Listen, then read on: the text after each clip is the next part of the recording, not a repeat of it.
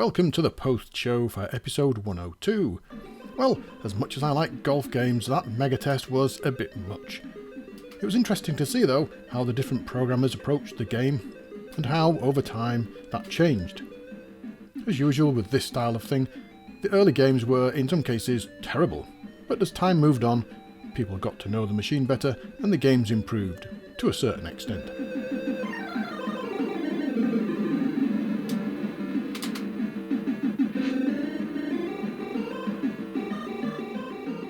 Moving on to Citron, and that was a game I always wanted to cover. I bought it especially just to review on the show, and that was maybe over a year ago now, but I kept putting it off. It's got a great box and a great manual, and it shouts out as being a top quality product.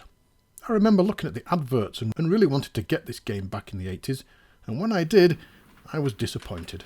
I kept thinking I must be missing something because the game was not what I expected, although to be honest I don't really know what I was expecting, maybe a more fast-paced shooter, but certainly not something with amazing graphics that were only used to fill the top of the screen and most of the action was done in a small window at the bottom. Interestingly though, the text on the back of the box mentions The Hobbit and Jetpack in comparison. The chats with Alan are great, and there'll be more in every episode. Go back. I mean, you did it with Joust. You did your own version, Roust. Yeah. Is it Roust or Roost? Roust. Yeah. It's just a J upside down. You know, that's all it is. We share an interest in older arcade games, and that's one of the topics we'll be covering in the future. Jeff's next section seems to be going well. It was a last-minute addition to the show, as you know, and there's plenty of things for that segment planned as well. I haven't used my next for a while.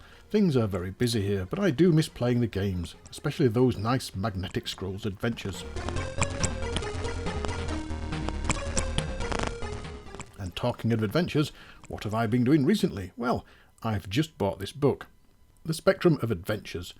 It covers 100 adventure games, with details about each one, and for an adventure fan, it's a great read, or at least it is so far. The narrative drifts into interesting facts, not only about the game, but the author and the heritage. It's a thick book, and I mean a thick book.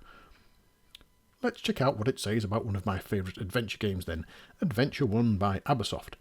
It's the first game in here, and it tells the story of how the classic adventure game from Crowther and Woods came about, compares it to Adventure 1, and tells how the game grew to become the best-known version until Level 9's game was released later. I'm certainly going to be spending a lot of time with this book. On to those mystery tapes that I got in the unboxing recently. Well, that had a nasty surprise waiting for me at the end of that session, and I'll be posting a video about that very soon. It's quite interesting to see what other people had on their tapes. They were used for so many things, and yes, that included piracy. But people like myself used them for storing all the games I typed out from magazines, and also to store my own creations. I used them to store levels of Penetrator, and games I'd created with Games Designer, and saved games from things like The Hobbit. What else have I been doing then? Oh yes, a while back I reviewed Xavier from PSS, and showed this inlay. In that recent box of stuff I got another one with a different inlay, and upon examination it turns out that my original copy was French, and I didn't even spot it. Well, at least I've now got both copies. I've also been playing with my tiny arcade cab in my limited spare time.